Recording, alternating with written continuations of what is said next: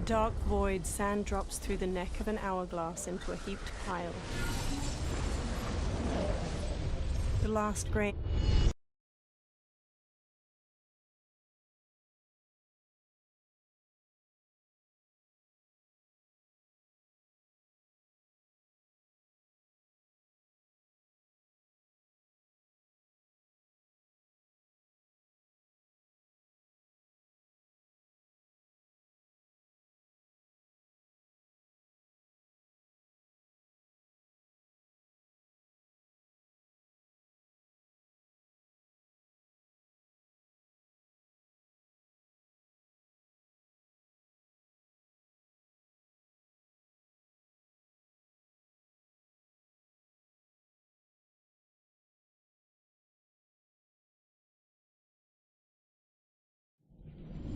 In a dark void, sand drops through the neck of an hourglass into a heaped pile. The last grain slows in the air, then bursts into cosmic light. The light pulses and myriad galaxy clusters resolve in an abyss. One galaxy spirals radiantly in the dark. Having liberated the hourglass and become keeper of time, my next task was to restart history. Not beholden to past events, I was free to craft a new era. It was with humility and restraint that I approached this blank canvas. After careful preparation, I began work, painting over the darkness. After eons passed, I sketched out the realms. After eons more, I brushed them in with life. A star flares over a planet. In my new era, all beings will have the opportunity to find peace. Whether or not they do will be their responsibility. For my power only permits me to begin this endeavor. It is the duty of mortals to finish it. A title appears over a vista of mountains and red-leafed trees surrounding a shimmering lake. Mortal Kombat 1.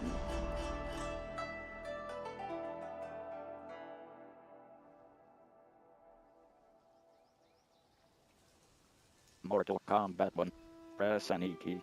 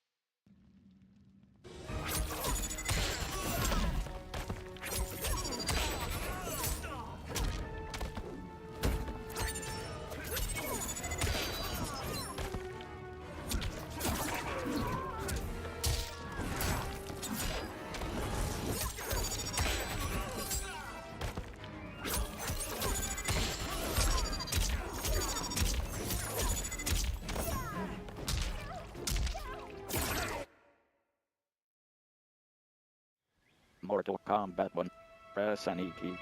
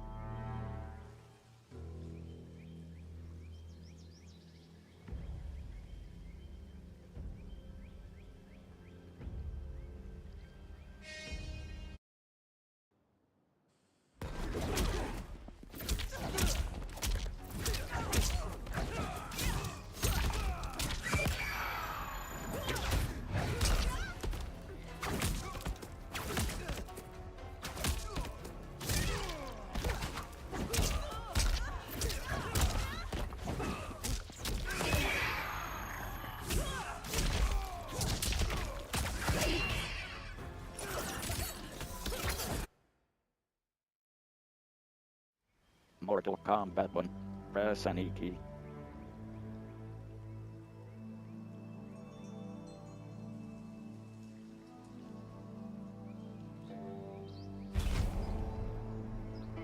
campaign, story, fight your way through a cinematic story, enter key confirm, left and right, select campaign mode, up and Evet down, arkadaşlar, change category, M key open Death Stranding combat ya da tab, System M Shock key yok, open Mortal store. Kombat'ta başlıyoruz. Bakalım ne olacak. Daha fazla bekleyemedim hikaye modu için. Bütün erişilebilirlik ayarlarını da açtım. Versus local, Her ne fight kadar of konuşma campaign, programının sesini story, sevmesem de. fight your way through a Bir de sesime cinematic bakayım story, gelmiş mi diye. enter key confirm, left and right, select campaign mode, up and down, change category, M key open Tamam, combat tab, bakacağım M şimdi. key open store. Bakıyorum. Tamam, varmış.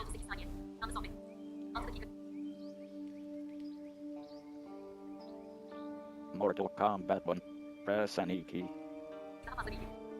Basacağız canım, basacağız. Campaign versus local, fight a human or CPU opponent locally, enter key confirm. Evet, And right, Mortal Kombat select 1. versus mode, up and down, change category. Sonunda istediğim oyuna MP kavuştum. Versus campaign, story, fight your way through a cinema. Campaign, story, 15 fight chapter your var way through a diyorlar. cinematic story, Bakalım bugün enter key kaçıncı confirm, chapter'a kadar left gideceğiz. and right, Ve hiçbir select şekilde hikayesini campaign bilmiyorum. mode, Daha önce up and down, kanalda change category, MP 10. ve open 11. combat tab, oyunun MP hikayelerini open oynamıştık. 9'u oynayamamıştık. Çünkü 9'da kendimin geçemeyeceği, neden geçemediğimi de anlamadım. Bir boss fight var, son boss fight. campaign, story, fight Çok your zor. way through a Herkes cinematic 11'in son story, boss enter fight'ında zor diyor. left Ben and 9'da right, daha çok select zorlanıyorum. campaign, invasion, Neyse, story, başlayalım. fight your way through a cinema. Campaign, story, Hikaye. customize story, test your might. Toggle whether you Test would your like to might'ı play da button açtım. mashing sequences in story mode. On, button mashing sequences will subtitles. Altyazılar da Subtitles. açık. On, customize story settings. These can be changed at any time in the main menu or chapter. Select story difficulty. Select difficulty of fights in En story kolay da mode. oynuyorum. Very Neden? easy. Left and right. Change. Up and down. Navigate. Enter key. Daha kolay continue. oynayayım diye. Escape key back. IT default. Başlayalım. Story difficulty. En son 11. Select oyunun difficulty Aftermath of fights in paketinde story Liu mode. Kang hatırlarsanız Very easy. Left and right. Change. Up and down. şey Navigate. yapmıştı. Enter key Bütün continue. evreni sıfırlayacak Escape bir şey key yapmıştı. back. IT default. Story modda 5-6 kez öldüğüm oluyor bir dövüşte. O nasıl oluyor lan? Neyse. En son Aftermath paketinin sonunda yeni bir evren kuruluyordu. Raiden evren kurma işini Liu Kang'e vermişti. Onun kurduğu evrenin nasıl bir evren olduğunu göreceğiz. Story difficulty. Başlayalım. Select Words appear. WB Games presents a NetherRealm Studios production. An old man stands in front of a caravan near a crowd. My friends, your patience is about to be rewarded. For I have saved the best for last. I have recently discovered a cure-all of unrivaled potency. It will soon be on the shelves in every home of Outworld. This elixir is crafted from an ancient recipe. It has Patreon flowers, Margovian nectar, powdered teeth of an Arctican dragon. All this and more, infused with powerful Lycorian magic. Enes hoş There geldin is a kankam. village in the next canton over, where everyone has purchased System this Shock ya da miracle Death Stranding cure. yok. Overnight, kendi oynasın all bugün. diseases, even Tarkat, have disappeared. Pazartesi Now magic this Black Ops Cold potent War'la is başlarız tekrardan. expensive. And I am sure you're asking yourselves, Çarşamba Death Stranding oynarız. Can I Perşembe afford it? Mortal Kombat'a devam ederiz. Cumartesi de but System the Shock true olur. question you must ask Oyunları is, dörtledik. can I afford to be without it? You lie, Shang Tsung. Your cures are useless. The crowd parts for a bald man as he strides to Shang Tsung, fists hanging at his sides. I'm sorry. You are? Someone fool enough to have believed you. My daughter was dying when you came to my farm. You promised a miracle, and I gave you all I had. Şerefsiz bak kandırıyor milleti. Bana mı diyorsun lan? She was dead. That is impossible. My magic could not have failed her. There was no magic! I took your elixir to an imperial mage. Aftermath'te de kandırıyordu. The bald man snatches a potion from him and throws it down. It's nothing! Just bourgeois tea! The mage is mistaken, kind sir. Sana niye diyeyim demiş. My elixirs are of superior Ne bileyim cumartesi System Shock ya da Death Stranding var dedim, ikisi de olmadı ya. The bald man flings him to the ground. Shang Tsung raises his hands as the crowd closes in around him. Lightning flashes over Shang Tsung's caravan at night. Lamplight pours out from it. Shang Tsung emerges from a door in his caravan, a small case in one hand. Benim işime geldi. Niye? İki oyunu da sevmiyor musun? He slowly takes a seat on the small wooden stairway leading from his caravan door. He opens the case, revealing a mirror inside. He squeezes his eyes shut, then reaches for his head. His long grey beard drops to the muddy ground. Artık bekleyemedim ya. Perşembe gününden beri oyunun hikaye moduna girmiyorum. Çarşamba gecesinden beri hatta. It is an excellent ruse, your disguise. A woman stands nearby. Backwater folk are far more likely to trust a kindly old man. Here on behalf of a dissatisfied customer. If it's revenge you want, have at it. Bu oyunda bayağıdır Mortal Kombat serisinde görmediğimiz There's nothing left. karakterler geri geldi. Mesela Li Mei olsun, ondan sonra başka kim var? Bir iki tane daha var da şimdi aklıma gelmiyor. Sıkıcı yoksa iyi oyunlar. Why me? You are uniquely resilient. Daha dur, System Shock 2 bittiğinde remake'ine başlayacağız. Traveling outworld's hinterlands, selling quack cures and fake magic. A living. It is barely survival. And you were meant for more. To live among kings. 11'i de bir daha oynayalım bir ara. Mikrofonu tam ayarlayamadığım için ses falan kısılmış. Videoları çektikten sonra kontrol etmediğim için anlamamışım. I am your deliverer, Shang Tsung.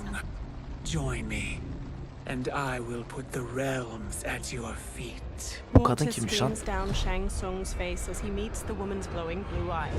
He smiles toothfully. A title appears: Mortal Kombat 1. Mortal Kombat 1. Three men wearing sun hats plow a farm by various cottages. Power line towers hang crookedly near them. An ornate building sits on a mountain peak looming behind. This is a good harvest, Kung Lao. Yes. It is a blessing, Raiden. Kronika mı yine? You would rather we starve? No, of course not. But we've worked these fields since we were kids. In 40 years, we'll still be here. Stooped and feeble like Old Man Wei. An old man glares at them and spits. Kung Lao waves. As long as I've known you, you've dreamed of Yine feeding hiçbir hareket things young. bilmiyorum bu arada. Why can't you be happy here? Our ancestors En azından hareket menüsünü okuyabiliyor bu sefer. Oradan çözmeye çalışacağız bir şeyler. Stories of our great adventures will be passed down for generations. It may not be glorious. Kronika'dan kurtulamıyoruz arkadaş. I know. But is it so wrong to want some excitement? If that's what you want, may I suggest a bet? Dinner at Madame Beau's tonight. Last to fill their cart pays. You work faster than me? Ha! Since when? You're on, Raiden. Kung Lao and Raiden both smirk while they shake hands. The two men pass the day harvesting cabbages from their field and throwing them into separate carts. Kung Lao wipes sweat from his brow, then quickly pushes his cart with Raiden down a dirt Bu açık road olan to özelliği zaten biliyorsundur The Last of Us yayınlarına geldiysen. Sinematik açıklama. She carries a platter with the cups and kettle away as Kung Lao and Raiden walk in. That is amazing. I am starving. I wonder what Madame Bo is making tonight. An old woman approaches. For you two, whatever you want. Thank you, Madame Bo.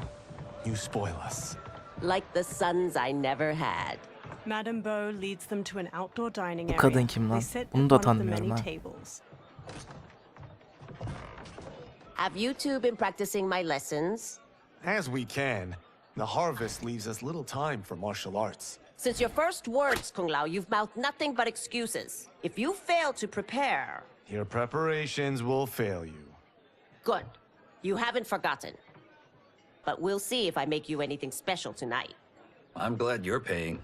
Madame Bo might just pad the bill with her anger. I am paying?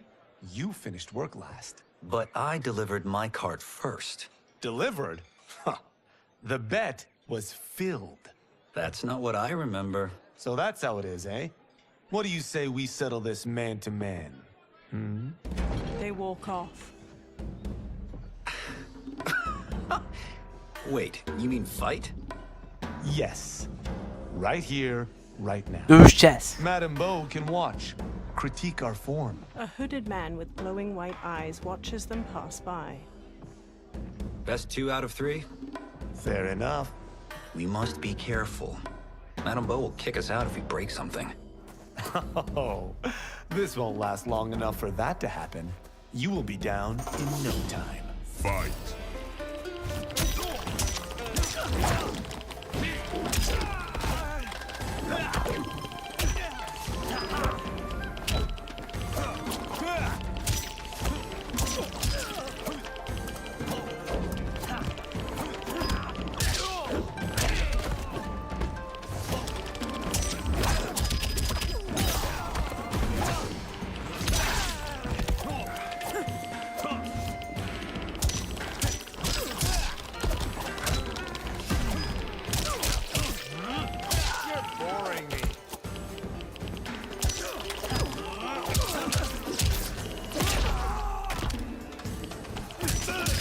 Bir dakika lan. Niye vuruyorsun? Nasıl vuruyorsun?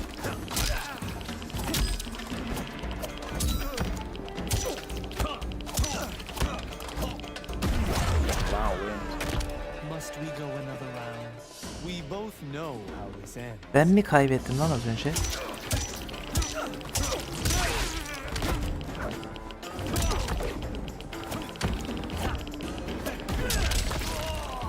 Sesini açacağım bir dakika. List. Enter key, confirm. Up and down. Navigate. Normal mi oynuyorsun? Yok.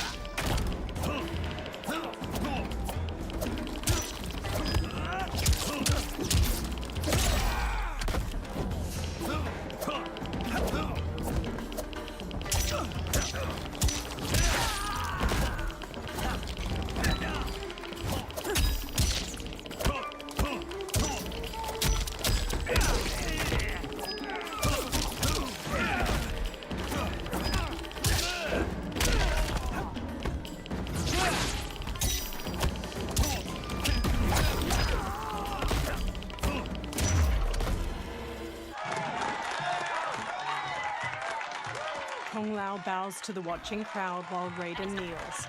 Kung Lao helps him up. Yendin Haven't demiş. beaten me yet. The day is coming, Kung Lao. Sesi açmadığım için anlamamıştım. Sesi kısık oynuyordum. Keep telling yourself that.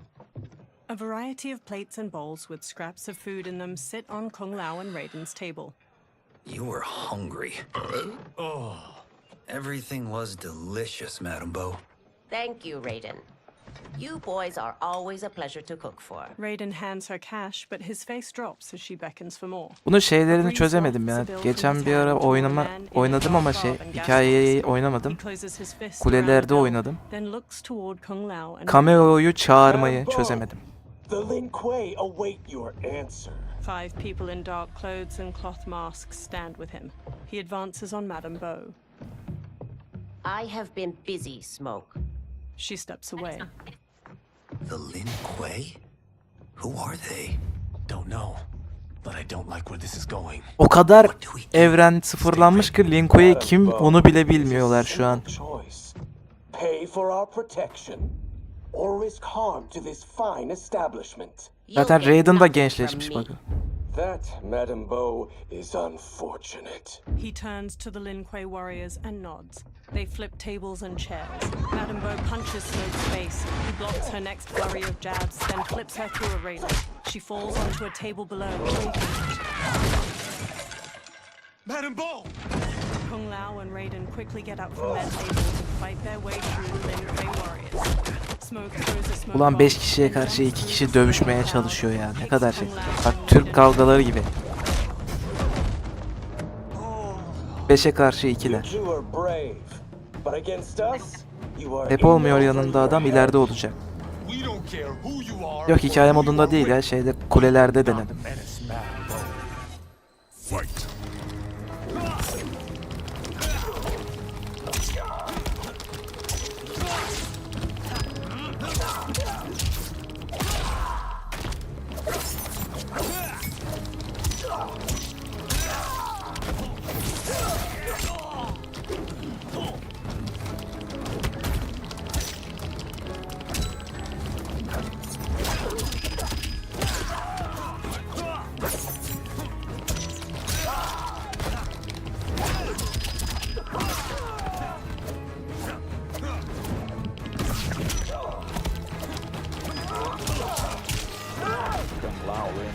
Kung Lao wins.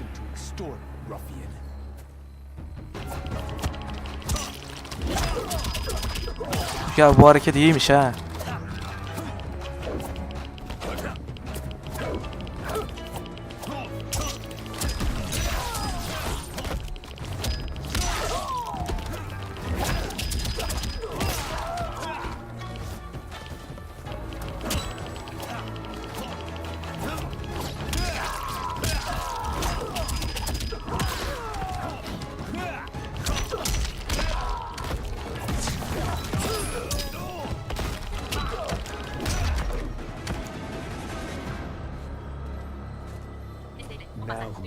Smoke'a bak sen de demiş. Demiş niye diyorum lan? Chat'i ben okuyorum, oyunu da ben oynuyorum. Demiş niye diyorum lan? Oyunu da ben oynuyorum. Chat'i de ben okuyorum. Demiş dedim. O kadar alışmışım ki chat'i başka birine okumaya. Smoke gelirse bakarız hikayeye. Ama Kung Lao hoşuma gitti. His upper arms are bare, showing a scorpion tattoo. Sub-Zero shoots another ice bolt. It strikes the railing behind them. How does he do that? I have no idea. You interfere with Lin Kuei business. O kadar hiçbir şey bilmiyorlar. O kadar. Not happening. Sub-Zero leaps onto Raiden and tackles him down a stairway. The rope dart wraps around Kung Lao's leg. Scorpion pulls at him with it. Sub-Zero. He yanks Kung Lao to the floor and drags him closer. Kung Lao rolls to his feet, then jumps and spin kicks Scorpion's head. Want more? I have plenty. Hadi bakalım. When you could. Prepare to regret ever crossing the Lin Kuei. Fight!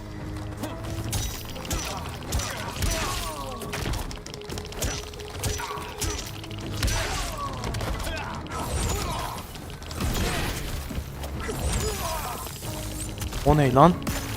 O nasıl buz atmaktık? Lan ikili mi oynuyorsun?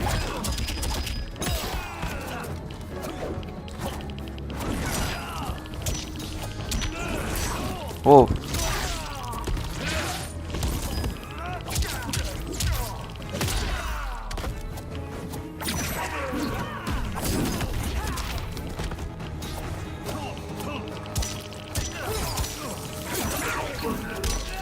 Lan adamlar ikili mi oynuyor ya?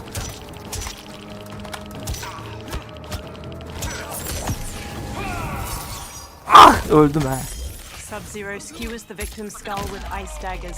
Scorpion adamdır. Scorpion slings rope darts through his Sanırım öleceğim arkadaşlar. He pulls. Scorpion slams them.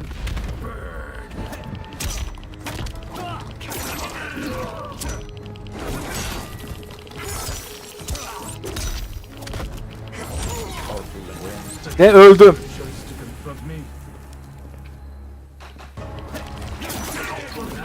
Abi Scorpion'u ne yapmışlar? Ya.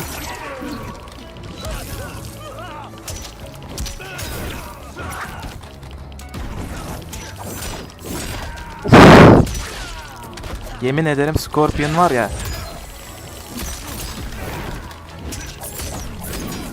Lan o nasıl bir hareket?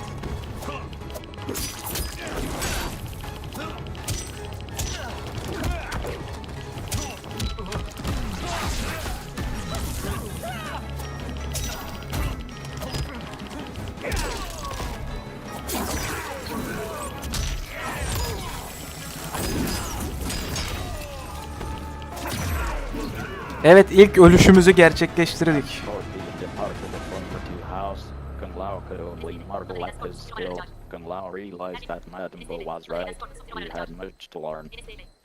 İyi dayak attı. Abi çağırmayı çözemedim ya. Rematch. Enter key confirm. Up and down. Navigate. Rematch. Prepare to regret ever crossing the Lin Kuei. Fight!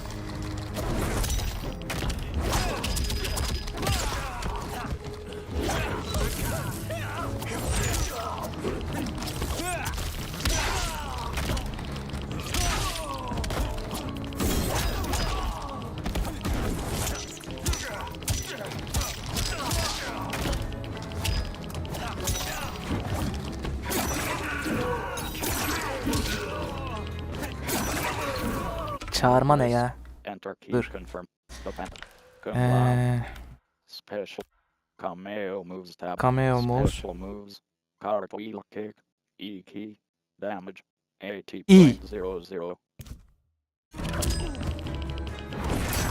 İşe yaramadı.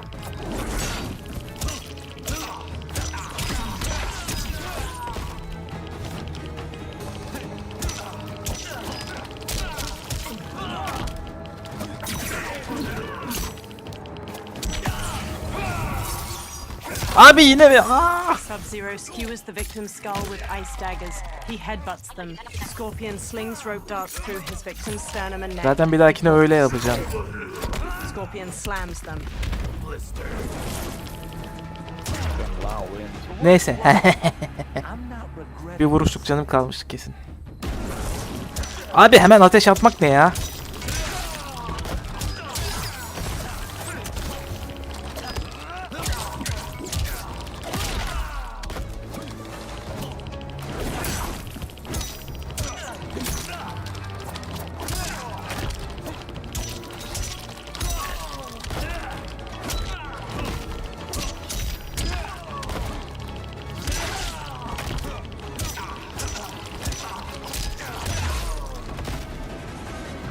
İşte bu kadar. Az önce dövemedik arkadaş aynı hareketlerle yine. Cameo'yu çözemedim. Cameo'yu bir sonraki yayına çözmüş olarak geleceğim. İyiye basıyorum, gelmiyor. Sub-Zero eyes him, then kicks two legs out from under a table, turning it into a ramp. He uses it to vault through the air and kick Raiden on the upper level. Raiden staggers into a bar counter where a man drinks. Raiden grabs a cleaver from a pig's head sitting on the bar and slings it at Sub-Zero. Sub-Zero weaves around the blade and Raiden slices off the cap of the man's liquor bottle. He pours it into a cup. Sub-Zero blasts ice at Raiden, freezing his hands to the bar. The man plucks a bit of the ice and drops it into his drink. Kung Lao throws his hat at Sub-Zero's head. It bounces off harmlessly. Smirking, Kung Lao shrugs. Incompetent. Kung Lao chucks a circular chakram decoration. It nicks Sub-Zero and plunges into a wall. Oh, that works. I have had enough of you. Then go. Evet before abi. I put you down like the rest of your Lin Kuei. You haven't a prayer against the Lin Kuei's Grand Master. Fight!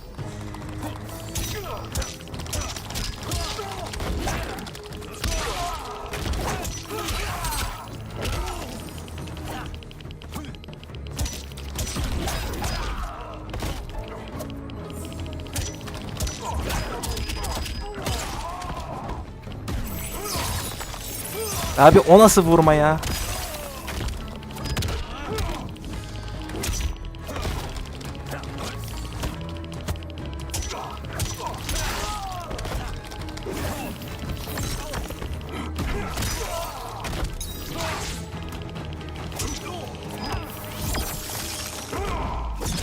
Abi adam. Ulan buzu nasıl atıyordun?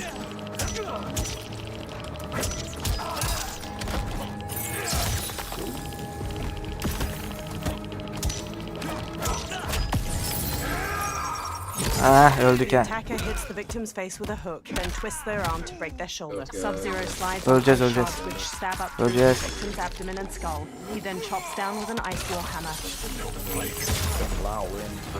Aa, nasıl oldu lan? Sorry, but I have to ask. Can any of you win quick? Valla combo bilmiyorum abi. Şapka varsa da çıkartamam.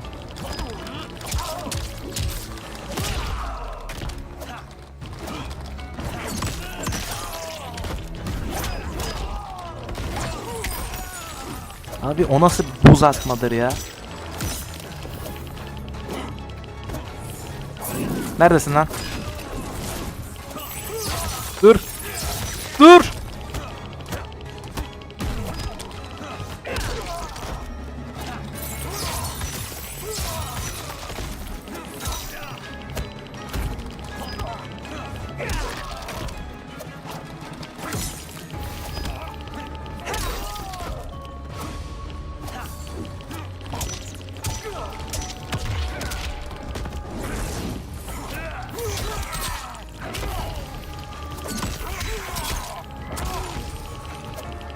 Adam buz üflüyor.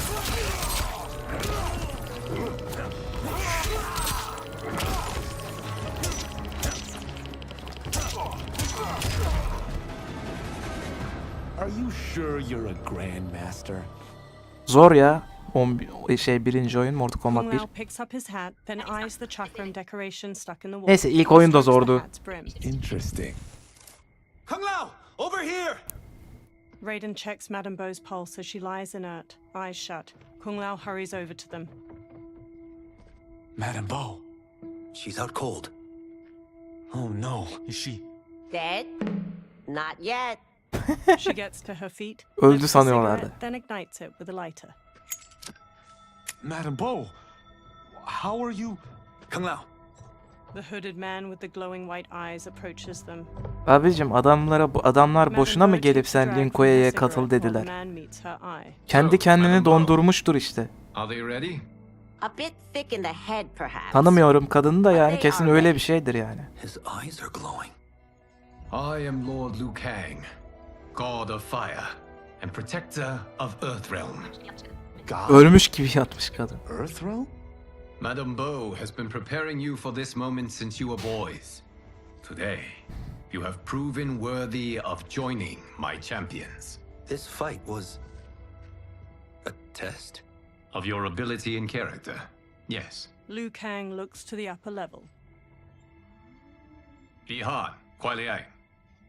Smoke, Scorpion, Sub-Zero, and the other numerous Lin Kuei warriors get to their feet. Liu Kung Kang Lao geldi crosses kendine his arms ordu and raises his topluyor. nose as Sub-Zero and Scorpion step to him and Raiden. The others stand along the balcony. Sub-Zero and Scorpion stand on either side of Liu Kang.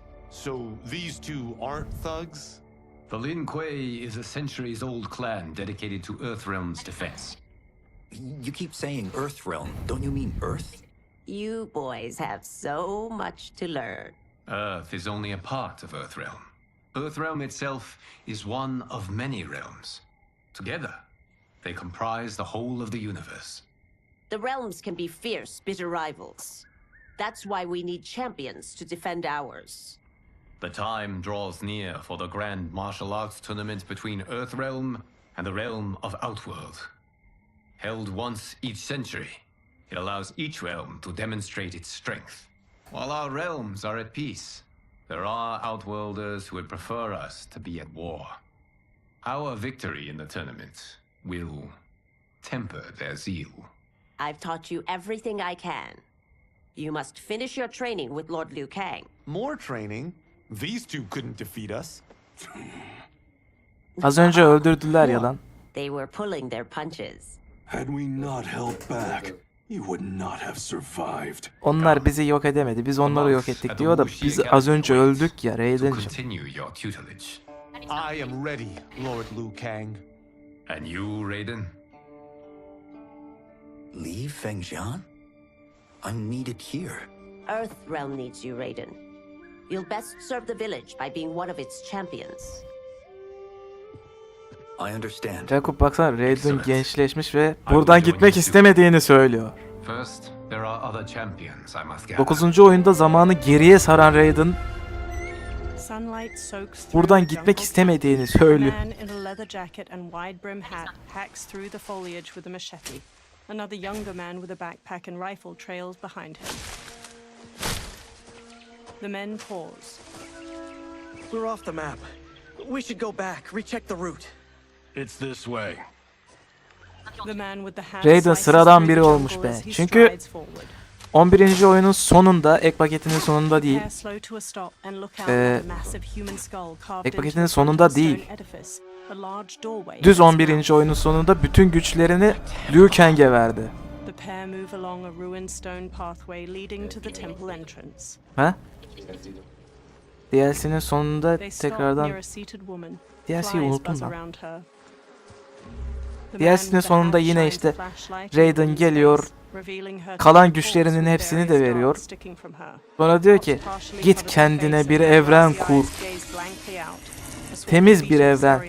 Savaşçılarını topla ve savaşçılarını topla ve Kronika'nın karşısına öyle çık gibi şeyler söylüyordu. Kitana'nın yanına gidiyordu. Kitana ile beraber bir evren kurmaya başlıyorlardı. Orada da bitiyordu diye hatırlıyorum DLC. Without killing us? Let's hope so. Johnny Cage. Johnny Cage, pardon.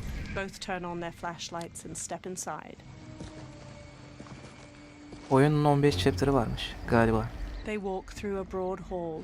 Thick pillars with human figures carved into them line its walls. They turn a corner. Sunlight floods through ruined parts of the wall to their left, and small weeds rise from cracks in the stone floor. Turn them off. They turn off their flashlights. And we're definitely getting warmer. The pair moves down an aisle hedged in by low walls. Lines of fire flicker along the top of each wall. How are these still burning? Oil bubbles up from the ground. The chamber channels it. Oyunda da bazı karakterleri ünlüler oynuyor. Mesela Nitara'yı Megan Fox oynuyordu. Yanlış hatırlamıyorsam Johnny Cage'i de Jean-Claude Jean-Claude Van Damme mı oynuyordu? The man with the hat leads the younger man down a path winding through various tall rock formations. They enter a vast chamber. Metal hooks hang from the ceiling over flames flickering in a central circular dais where the rotting body of a man sits on a throne made of intricately carved stone. He holds an ornate metal shield in one hand and a mace in the other. Sen ne oynuyorsun? Ravala and his shield. What? Silver liquid shimmers around large stones in the floor beyond. So, there's metal in the floor. That's not just any metal. It's liquid mercury. Shit, that stuff's toxic. Fatal. Only step where I step. The man with the hat carefully picks his way across the path of stones, the younger man close behind. The younger man steps onto a different stone and starts to fall. The man with the hat grabs his shoulder. Huh? What did I say? The man with the hat steps back on another stone. It sinks a little. The two men sprint across the stones as liquid mercury flows out of channels and ruined pillars surrounding the dais. The man with the hat reaches the other side. The younger man stumbles, then leaps to solid ground. I'm sorry. Not now. He examines the reflection of a pillar in the liquid mercury surrounding the dais. He eyes the pillar itself. Get out the explosives. That's our bridge? Do this right, it'll fall across. The younger man sets explosives at the base of the pillar. A gnarled hand shoots up from the liquid mercury. Two armored women with tattered bat wings Jonova. Kalima? They're real? The Kalima fly toward them. Böyle bir şey ilk defa görüyorum. Keep working. Mortal Kombat'ta. I'll take care of the she-beasts. Biz mi döveceğiz? Aa, Reptile herhalde. For your sin, you die.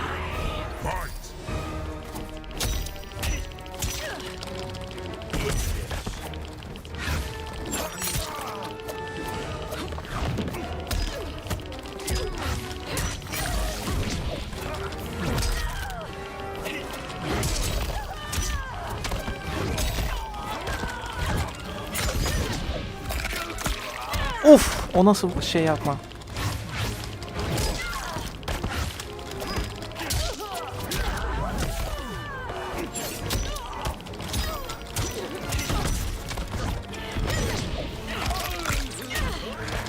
Abicim o nedir? Abla.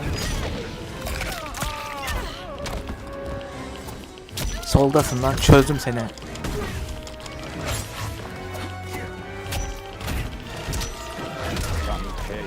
Johnny Cage wins.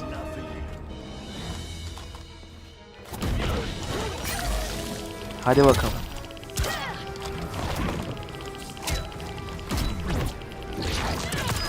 Of.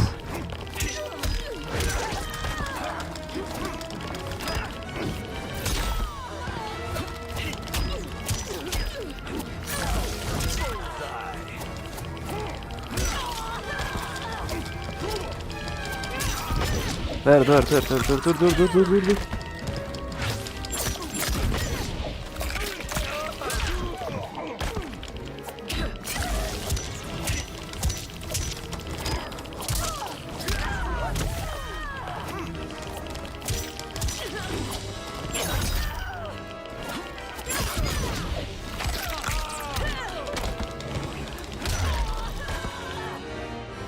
İşte bu kadar. Abla iyi ısırıyor. Nitara herhalde ya. Ya Nitara'dır ya Milena'dır yani, ikisinden biridir. Nitara şeyde vardı mesela en son. Deadly Alliance'da vardı diye hatırlıyorum.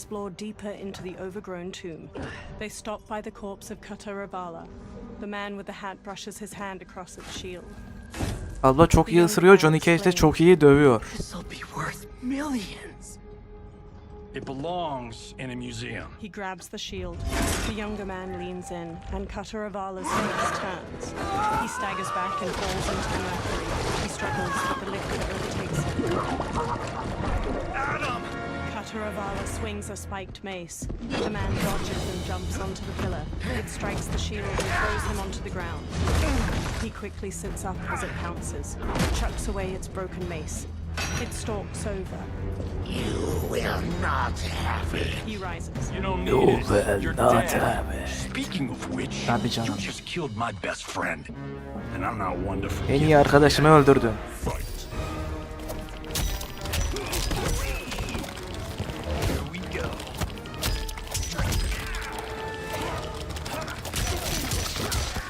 O neydi lan?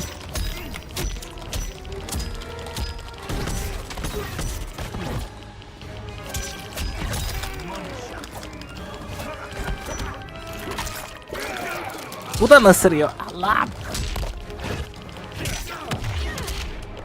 Ha.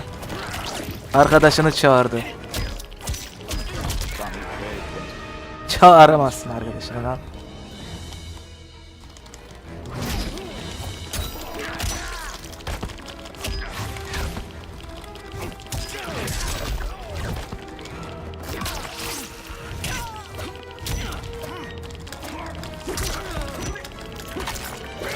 Ya ısırma artık Allah'ını seversen.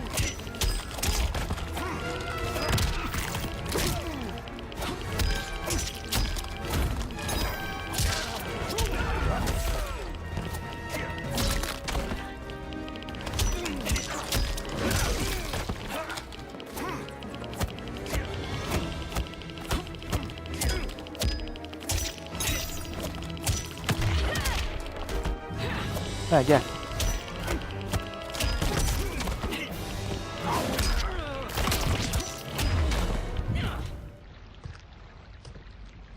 Now where's that shield? He sprints past Cutter Avala.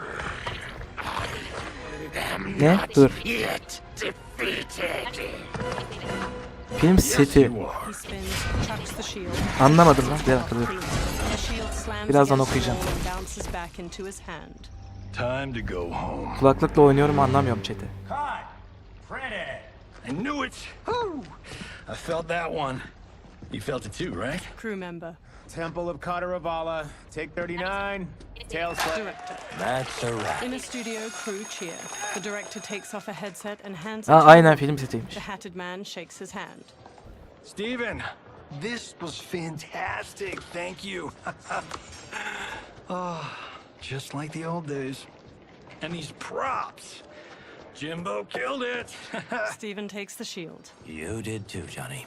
Hey, about my pitch. You know, the karate zombie thing? I'm thinking 4 films. Maybe a streaming series? Johnny, I don't have... You're right. Not here. I'll swing by your office after I change. I can't. Have to be with the editors. Walking away. Marshall will call you. Johnny pumps a fist in the air.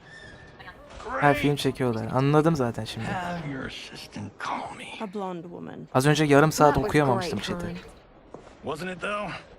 We need to celebrate. I'm thinking... Şu şey nasıl yapılıyor? Johnny, we need to talk. Neydi onun adı? And Johnny hangs his head. Later, in a luxury mansion in the Batal hills. Blow. You're not the martial arts Onun tuşlarını da mı megastar you once değiştirdin? were, honey. You're lucky Steven owed you a favor. I'm telling you, Chris. We're fine. Can you join me in the fact-based universe just once? We're broke. We have to cut back. Cut back? On what? Step 1 is selling this place. I need a refill. Johnny, Başlasın we can't bakacağım. keep this up. You spent 10,000 on that sculpture, 30,000 on that drone, and this damn sword. $3 million? telefonu. Hey, Sento is history. That sword comes from... That's not the point, Johnny! Chris, honey, the parts, Johnny the yapıyor, money, görmeyiz. they're coming. Steven's movie is just the beginning. Şu telefonu That's why I tam can't ekrana cut geçmesini back. To be a engelleyelim. success, I have to project it. If I don't, Johnny Cage is done. She frowns. Johnny rests his hands on her shoulders. She pushes one hand aside. I did marry Johnny Cage. I married John Carlton. I'd give anything to have him back. She leaves. Chris, come on, Chris, where are you going? Aha gidiyor. Johnny puts his hands on his head. Fuck! Kadın. He grabs his drink and downs it, then walks Kadın back to pour Johnny'yi terk himself etti. another. How you like that? Sadece filmlerinle ilgileniyorsun falan filan gibi şeyler. A black-haired man strides in. Thank God. Oh, Chris, honey, Johnny turns and sees the stranger, who wears a Evlenmekten sleek vazgeçti black lan. suit O kadar and gitti brandishes yani. a long sword. Where's my O wife? müziğe bak. What did you... Your wife left. She's fine. You will be too Müziğe bak if you be. cooperate. Güzel. What do you want? Sento. It hangs above a fireplace. You some kind of hired gun? Or do you know Sento's history? I know it. It's my family blade. They circle each other. No. No way you're Tyra clan. They've been dead for centuries. Not dead. Hiding. With Sento in my hands, I'll lead us out of the shadows. That's a great plan, stranger. Except for one thing. Sento's mine. And I won't give it up without a fight. Tamam dövüşürsün. Önce bir şeye bakacağım. Enter key. Move list. Johnny Cage. Facing right. Basic attack stab. Normal. Special move. Enhanced bulb. Bulbuster. Left key. Down key. J key. Tamam. Damn. Enhance. Show off. Down key. Extend show Ben off. şeye bakıyorum ya. Enhanced show off. Rising star. Enhanced rising star. Rising shadow dash. Enhanced extend shadow. Shadow kick. Enhanced shadow kick. Left key. Right key. Escape key. Plus page down key. O nasıl bir şey lan? Ben onu nasıl yapayım? Bak hareketin nasıl yapıldığına bak. Up and down. Yakup. Enhanced shadow Sol, kick. Left sağ, key, right key, escape key, plus page down key. ESC, Damage, sayfa aşağı tuşu. 1.00. Block type, high. Allah'ını seversen bu nasıl bir hareket? Shadow kick hype. Neyse. Basic Ben attack şeye stab, bakacağım. Normal special move. Basic attack Aa, stab. nereden bakılıyor lan ona? Breaking back. Elbows well under the table. Back to the foot. The bee's knees. Talk to the hand. Eye key. Şeye nasıl bakacağım ya? My own dunking on hater. Leg bang. Fatal blow yapmaya. Gutbusters. Charge gutbuster. Doluya yapamıyorum. Crust. Reading shoe. Pow. And footless. Left key. Neyse ya yaparız. Enter key. Damage. 50.00. Neyse bir dahakine kumandayla oynarım ya.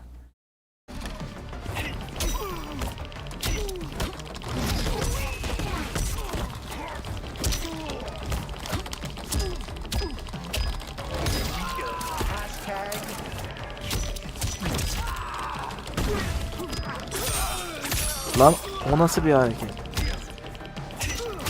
Bir dakika okuyacağım.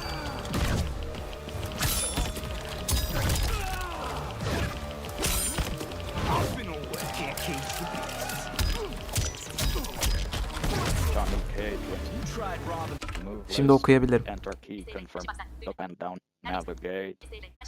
Kenshi'ye bak sen. Devam. Müzik çok iyi.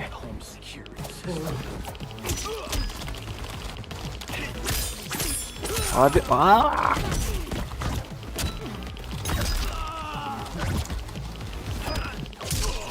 Ya.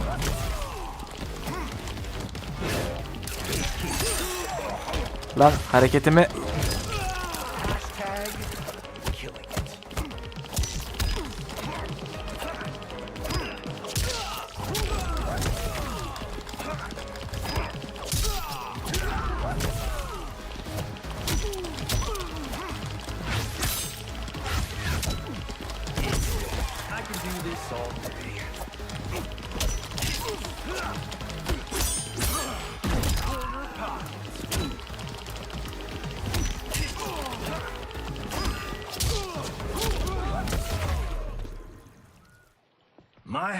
Abi Johnny Cage neymiş ya?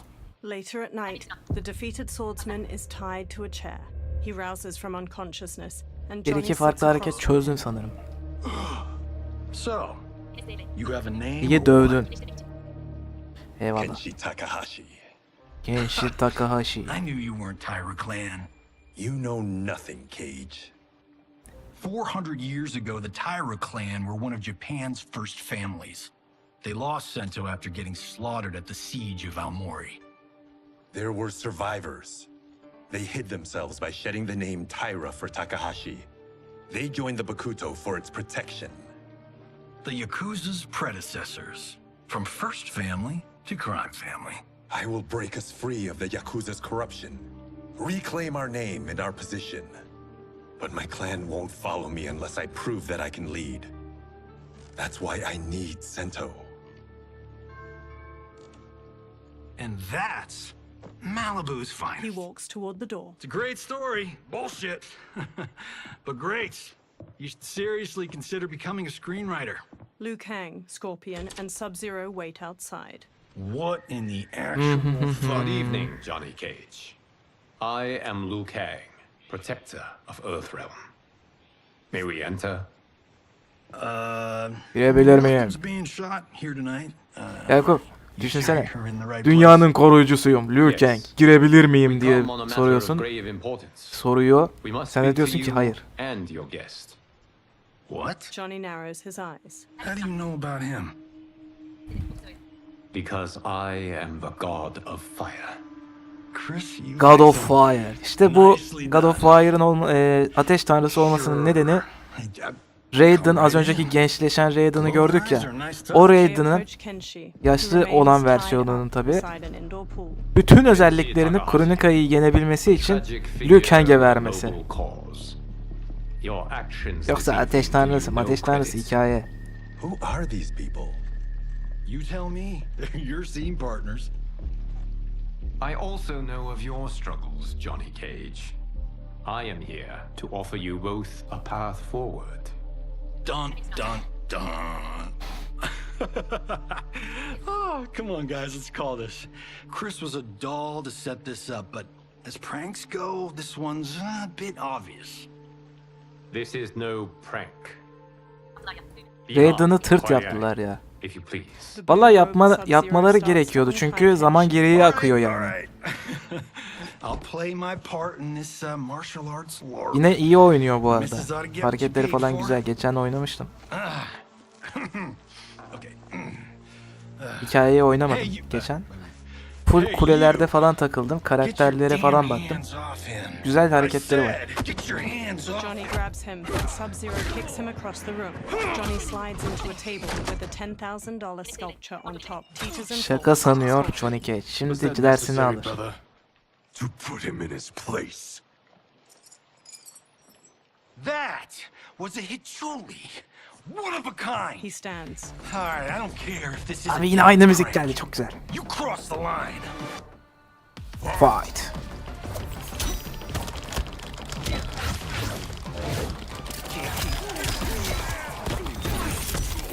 Abi o nasıl bir hareket? Allah'ını seversen.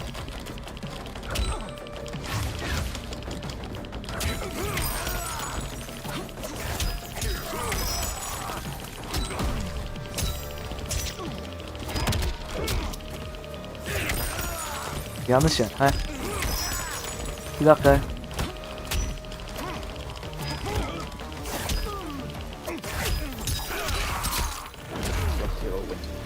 Abicim o nasıl bir şey lan? Ben hareket bile edemedim ha.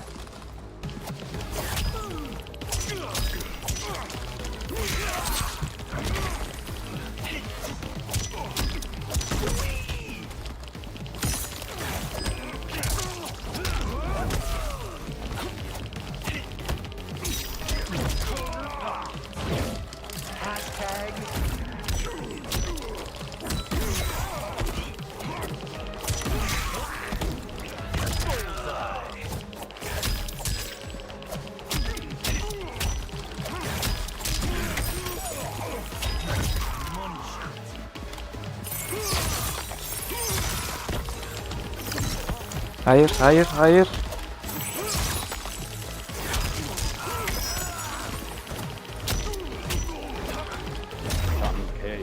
You guys need a better fight choreographer.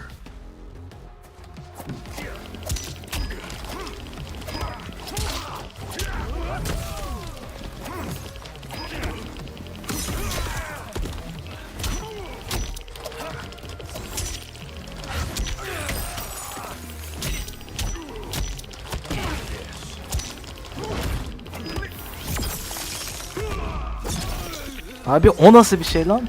Hem dondurup hem tutup atıyorsun.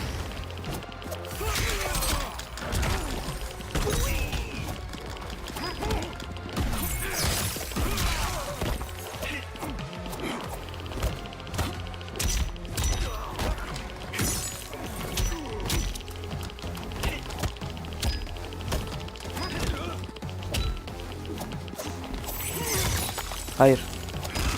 Hayır.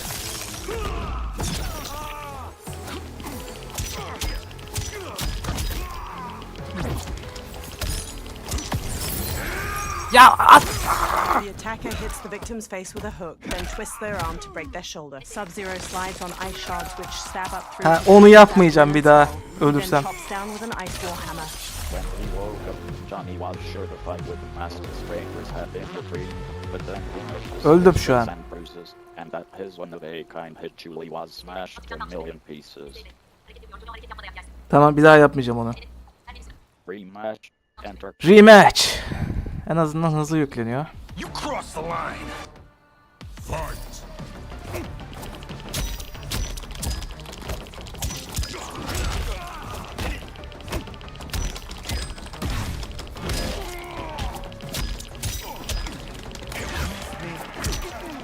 Ulan bir daha yapmayacağım dedim yapıyorum ha.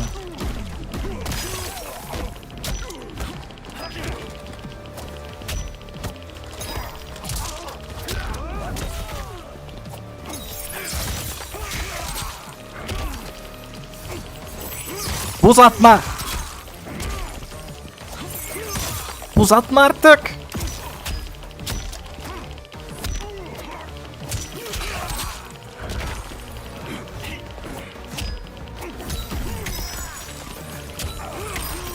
Allah'ını seversen atma şunu ya. Atma şunu ya.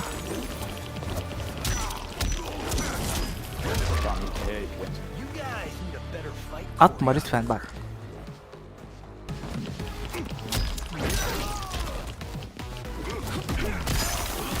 Atma abicim, atma. Canım abim. Uzatma. Scorpion'un da geldi. Ben çağıramıyorum karakterimi ya.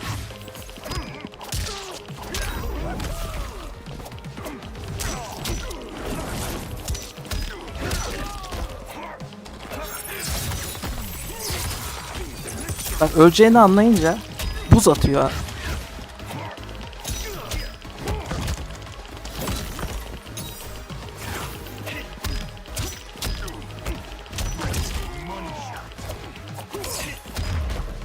Oh be. Yemin ederim bu zor. Johnny'nin yanında karakter yok. Ya, olsa bile çağıramam. Sıkıntı yok yani.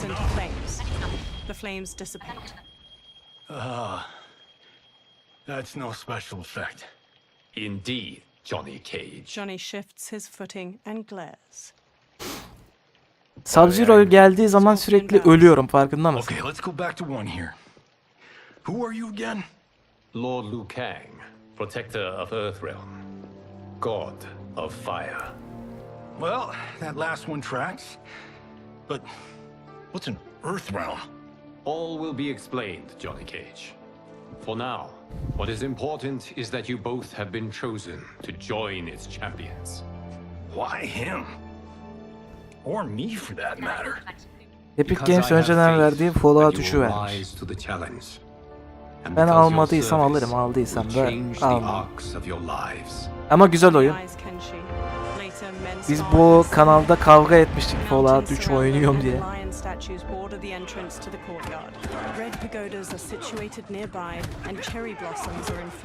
Almayanlar alsın.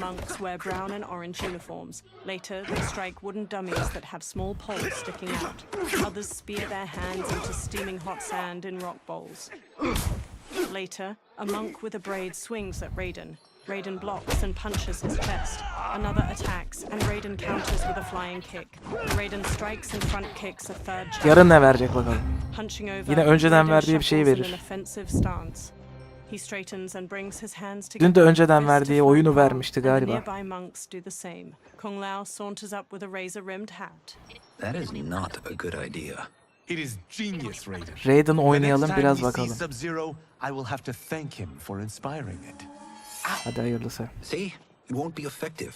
Kung Lao throws the hat like a flying disc. It slices a target and flies back. He catches it by Bak twirling a uçan finger şey inside. atabiliyor, ben atamıyorum. Maybe it's too effective. Johnny walks up. We just need to get on with it. We've been cooped up here for months.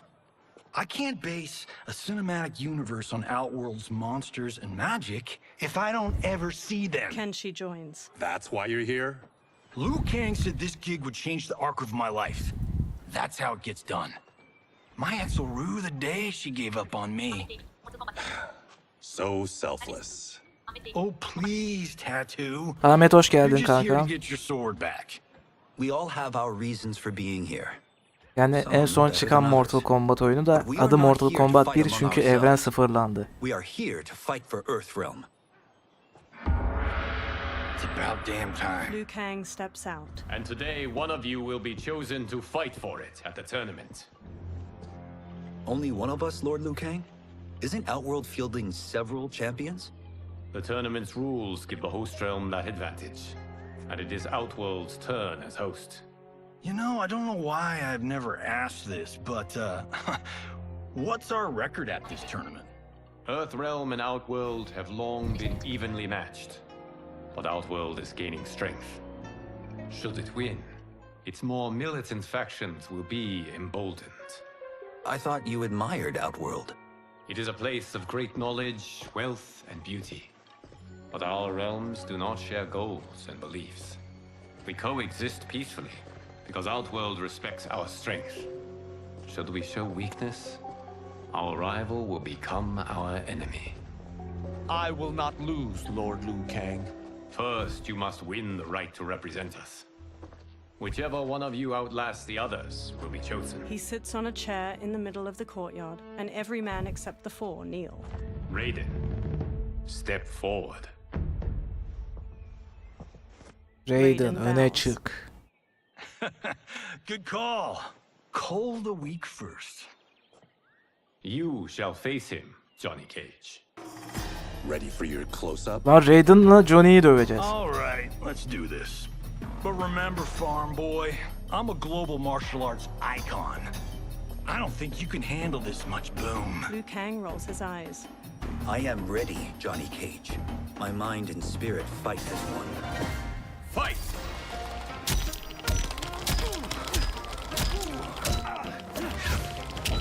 Hayır, Johnny ile Raiden'ı dövüyormuşum.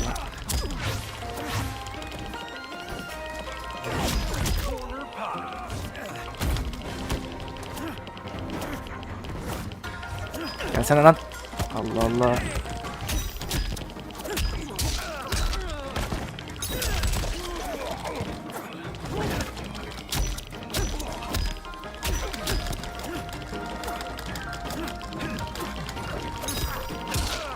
Hem müzikler çok iyi ya.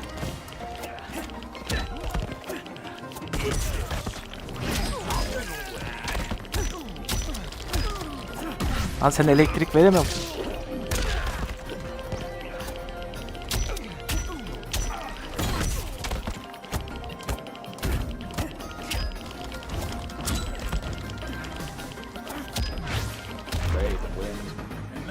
Raiden kim lan? Ben miyim Raiden?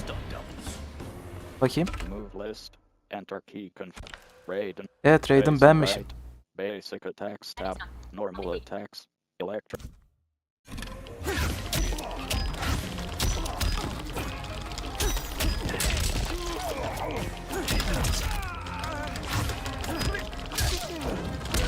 Peki nasıl elektrik veriyorum?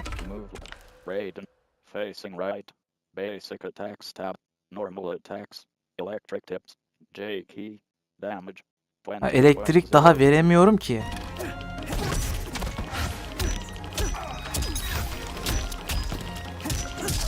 Elektrik veremeyen Raiden mi olur lan?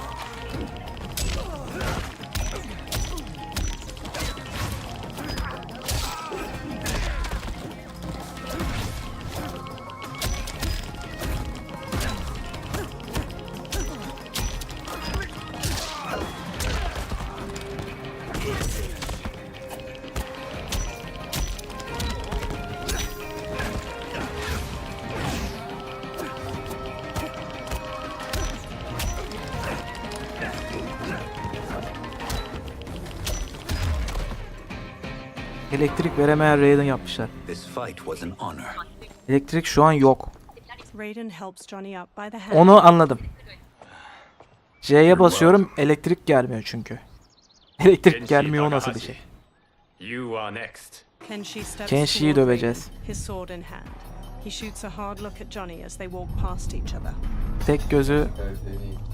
Tek gözü görmeyen olan var ya o. Sen de onun için mi ilginç buluyorsun? I make up for in heart. It's nerve, not heart that wins fights. I should know. I've been in hundreds of them. Fight. Anladım. O kadar da mal değilim. Sen mal diyorsun ama onu bana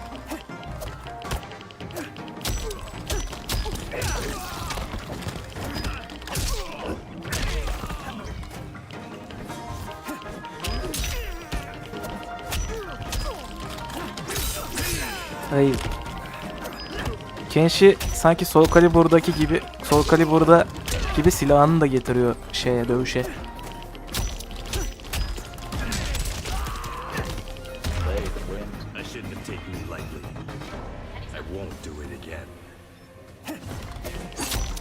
Abi o ne lan? Direkt soktun hançeri.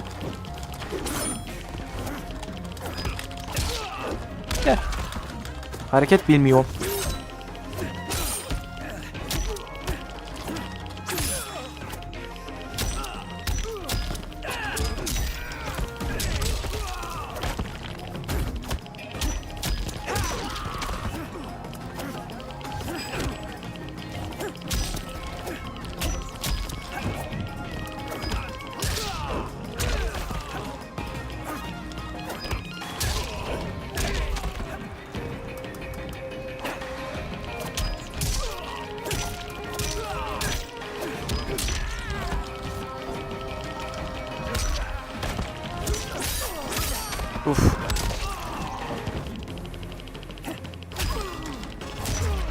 Raiden wins. Do you still Güzel dövdük. I do not. Yours was a well-earned victory. Kenshi and Raiden bow to each other. You may rest, Raiden. This evening, you will face your final opponent. Kung Lao Final mı smiles at opponent? Raiden. 4 tane dövüş olması lazım ha.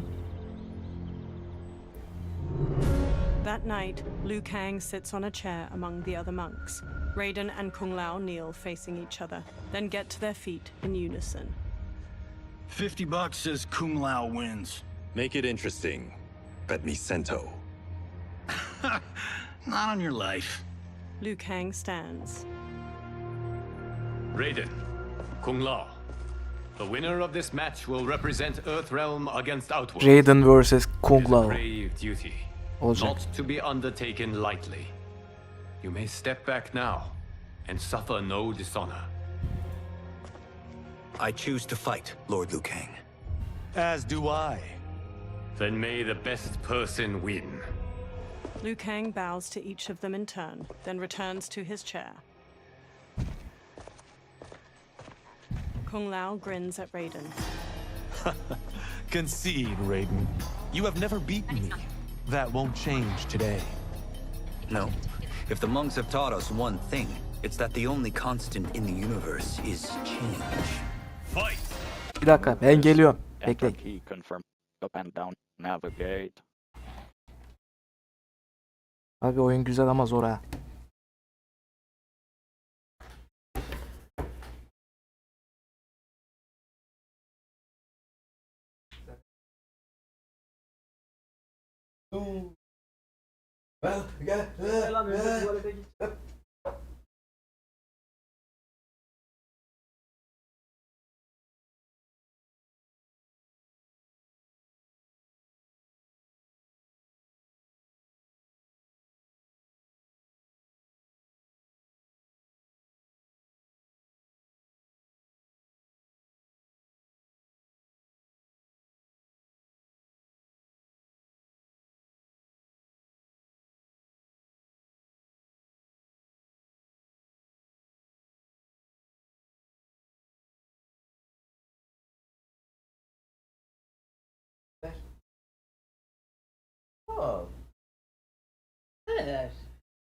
Evet.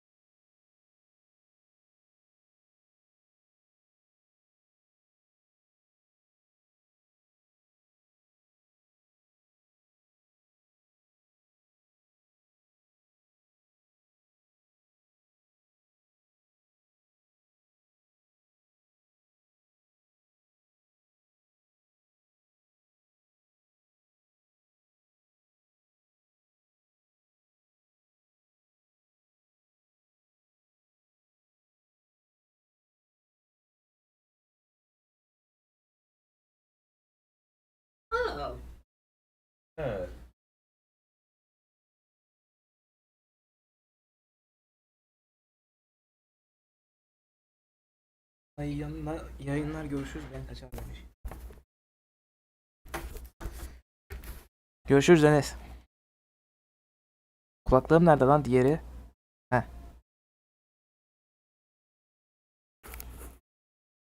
Buldum. Görüşürüz. Şimdi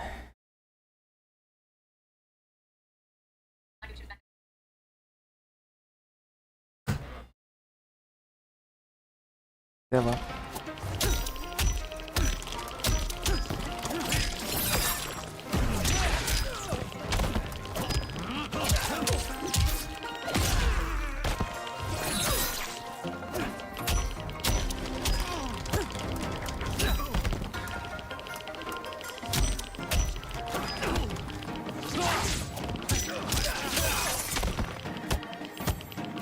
Bende elektrik yok bir kere. Yanlış yapıyorsun.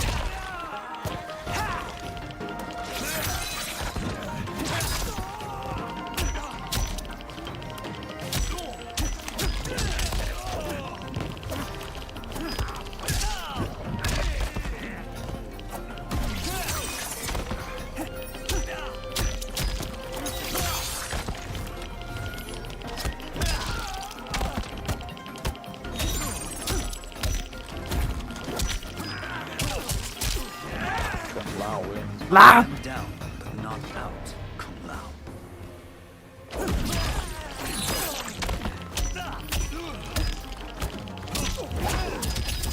Ulan ille spam mı yapalım? Zaten öyle yapıyoruz da daha mı fazla yapalım yani?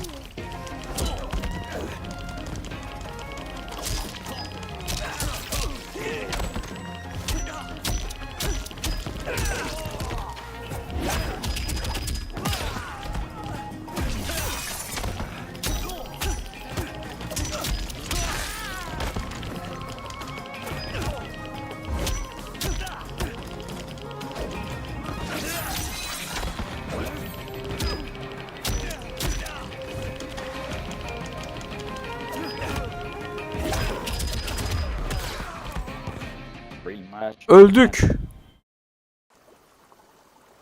It's that the only constant in the universe is change. Fight!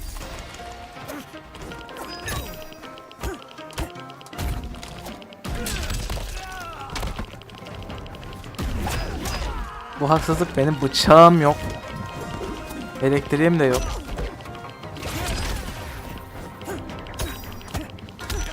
Ne yapayım? Bunu mu yapayım sadece?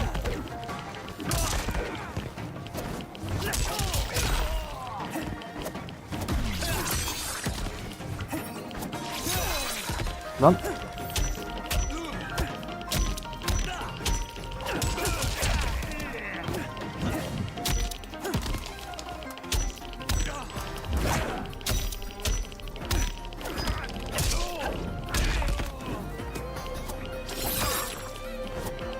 Vurma lan.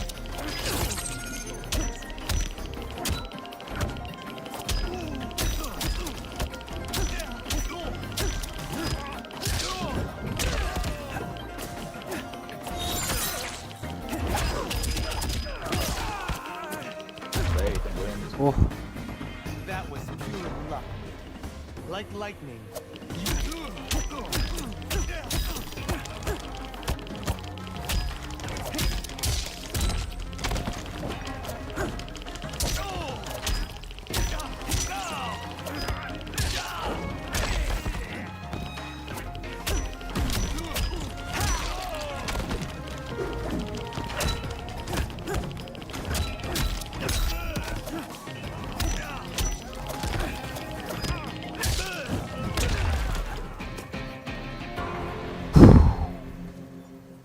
There is a first time for everything, Kung Lao. Raiden helps Kung Lao up. Although you have all trained well, Her bölümde bir defa öleceğiz, yoksa olmuyor. does not surprise me. Kung Lao hangs his head. How could I have? He gathers himself. Congratulations, Raiden. For the tournament, you will need this. Raiden takes a small metallic amulet with a dragon symbol glowing on its surface from Liu Kang. Elektrik şimdi geldi. Crackles from it onto his palm. Forged by the Elder Gods, it gives the wearer power over lightning and thunder. Go ahead, try it. Kung Lao and Liu Kang watch as Raiden slowly turns around, staring at the amulet. Electricity surges from it into his fingertips. Aha, elektrik şimdi geldi. Raiden'ın elektriği gitmişti ya.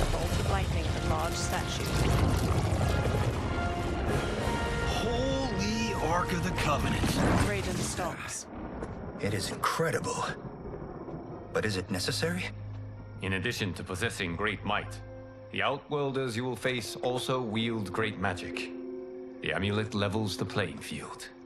You must be careful, Raiden. You could get hurt, even killed. No tournament participant has ever been grievously injured or killed. I would never send my champions unwittingly into mortal combat. We leave in 7 days for Outworld's capital, Sundo. The tournament will be held at the palace of Empress Sindel. Raiden, Kung Lao, Johnny, Kenshi, and the monks follow Liu Kang into a temple with numerous dragon statues coiling near its entrance. Liu Kang waves his hands around in a flowing motion, then a portal opens. Outworld can be both alien and intoxicating to Earthrealmers. Do not become drawn in. You must focus on the task at hand. Johnny records the portal, a swirling vortex of fiery light as it washes everything in orange. He turns the camera to Kenshi while they all step toward the portal. Kenshi smacks his hand away. One by one, the fighters step through the portal. Blue, white, and purple light flows out of a tall stone gate like mist. Liu Kang and the others emerge from it and enter a courtyard filled with lush greenery and flowers. Johnny smirks as he records their surroundings. Toto, I have a feeling we're not Kansas anymore. Two women approach them from a row of others wielding spears. Oh my. Are those Empress Sindel's daughters. Yes. He casts Johnny a look. They do not disappoint. We are Earthrealm's ambassadors, Johnny. We'll show them respect, not unwanted attention. Johnny gives Raiden an exaggerated wink as they walk past a guard. The Earthrealmers bow to the two elegant princesses. One, dressed in a deep magenta, inclines her head. Lord Liu Kang, welcome. Thank you, Princess Melina. You remember my sister? Of course. Milena bu muymuş Princess lan? Kitana. May I introduce Johnny Cage, Kung Lao, Yok, Kenshi Milena'ya bak Takahashi, lan. and Earthrealm's champion, Raiden. Raiden bows his head. I hope you're Görmüyor prepared. mu? Aha. Our champions are determined to win. Görün. None more so than me. It's been too long since we've known victory. Milena'ya bak. Princess Melina, we should be on our way. Empress Sindel awaits. Thank you, Tanya. Follow me, please. Melina, Kitana, and the guard Tanya lead the fighters down a tiled pathway lined with numerous armored women holding spears and shields. Grinning, a large four-armed humanoid plays a drum while leading two luxurious carriages, each pulled by teams of horses. Groups of spear women march alongside them as they gradually travel down a broad path hedged in by buildings made of bamboo and wood. Dozens of people in colorful clothes and costumes stand on either side of the pathway and watch or dance. The royal daughters and the Earthrealmers watch the people go by from the carriages. Those are Centaurians. And Shokan. The six-armed beings are not Nodens. The monks described them, but seeing them in person? I see that Her Majesty once again spares no expense on the festival. Should she not? It commemorates my late father. I admire, Princess. I do not judge. As did all of Outworld, I valued greatly Jared's fellowship. Melina looks over her shoulder at a woman with a ponytail observing a group of people walking away, hands bound behind their backs. Melina scowls, then pounds on the carriage. The carriage grinds to a halt and Melina steps out. She stomps to the woman with the ponytail.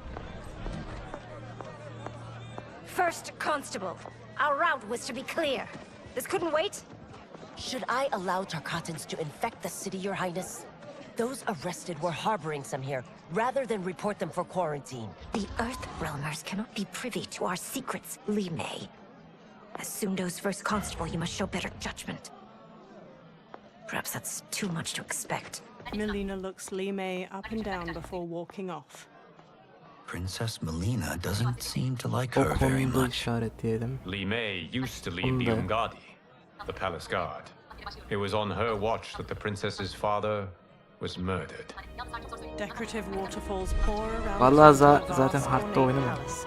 The Earthrealmers stand inside a throne room crowded with Outworlders. Worry expends energy for no purpose, Raiden. But the tournament, if I lose... Focus on your actions, not the outcome. It is all you can control. A large armored humanoid with two twisting horns approaches. He shoulders his way past onlookers. Red alert. Incoming stock villain. General Shao. Do Şu not karakteri let him hiç go. görmemiştim. General Shao stops before the warriors. Yakup sen gördün mü bunu daha önce Mortal Kombat oyunlarında? Bu karakteri. Is it me, or is Earthrealm's champion Ben tanımıyorum. Bu scrawnier than ilk gördüğümde de bu kim lan demiştim. Would you care to test his strength? Raiden will prove himself soon enough. Have you still not told most Earthrealmers that Outworld exists? It is safer that way, General. I suppose so. Your Bir people's kere frail sesten minds bellisiniz. couldn't Belli handle zaten kötü karakter olacağı. Niye? You presume them frail, General. Should you, Şey yapmaya given how çalışıyorsun. Ne onun frequently adı? they win this tournament? İkna etmeye çalışıyorsun. Liu Kang. Champion Liu Kang. He will taste no victory. He stomps off. A silver-haired woman in rich purple and silver armor approaches the warriors with Melina and Katana on her right and left. Sunlight falls onto the three women in patches, glimmering on the silver bands and accents of their armor. Melina's a deep pink and Katana's a vivid blue. The silver-haired woman sits on a purple and silver throne resting on a dais. Katana and Melina take lavish chairs on her right and left. Welcome, members of the Royal House. Welcome, our esteemed Earthrealm guests. We gather once again to honor my late husband's legacy, to continue the tournament that he founded with Lord Liu Kang, in hopes that it would foster peace among realms. May Jared's soul watch over us with pride from its resting place in the living forest. She smiles tightly.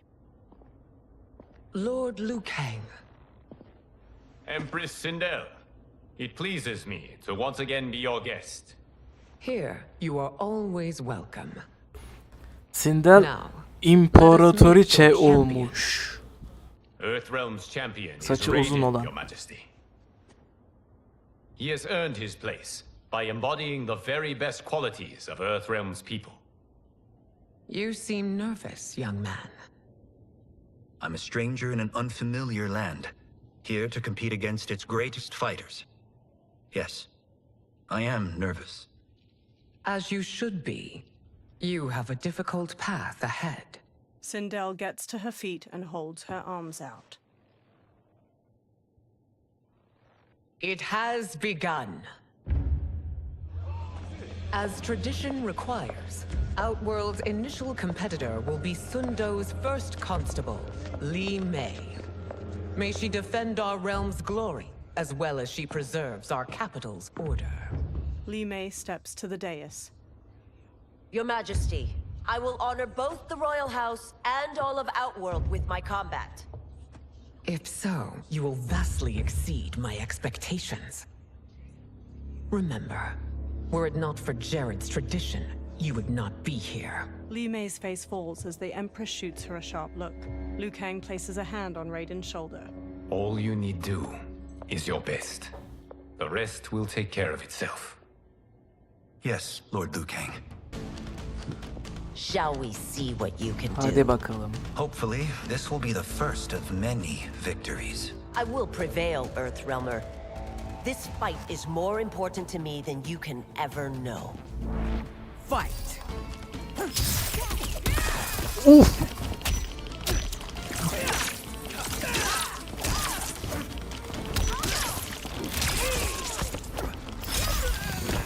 Ya elektriğim geldi lan.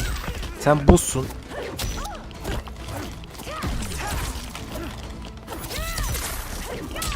Hayır, hayır, hayır, hayır.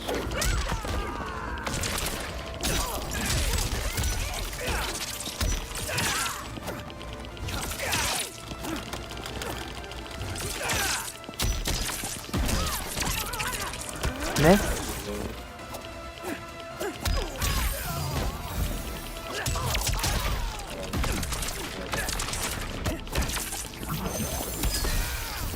Abi buzu... Aa!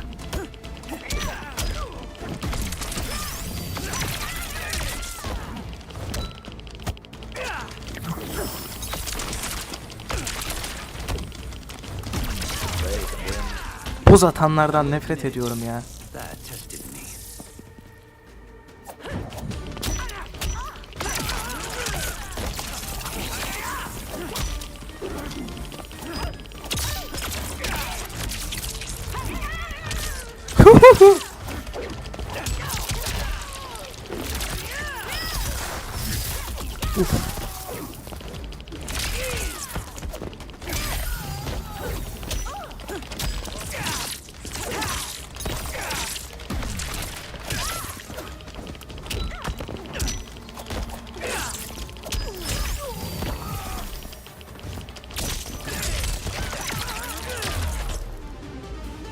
Güzel.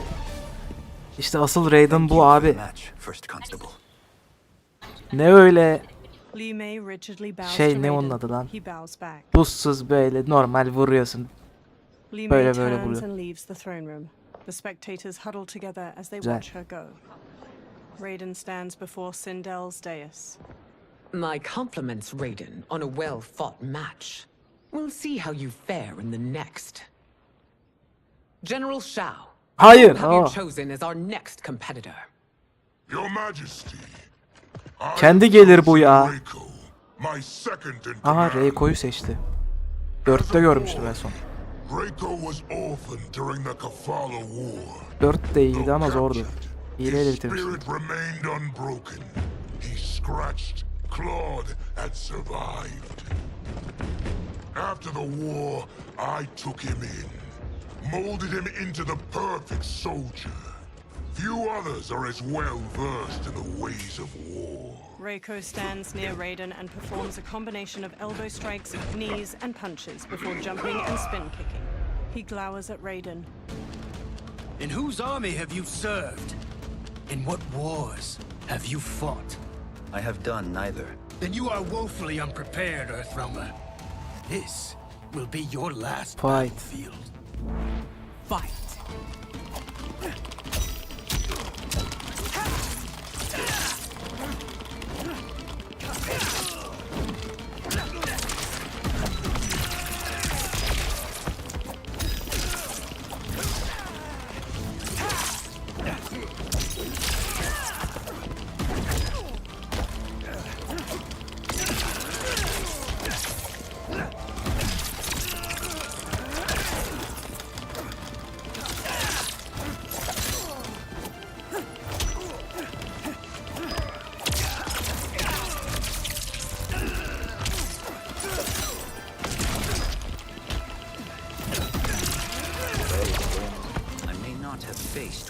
Güzel ya Raiden. I am a warrior.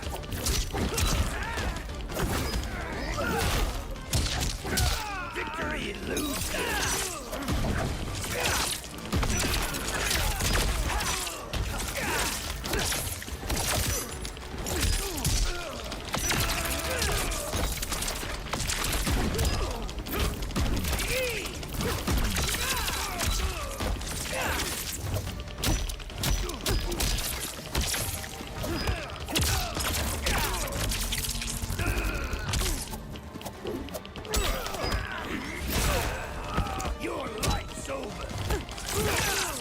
Göreceğiz.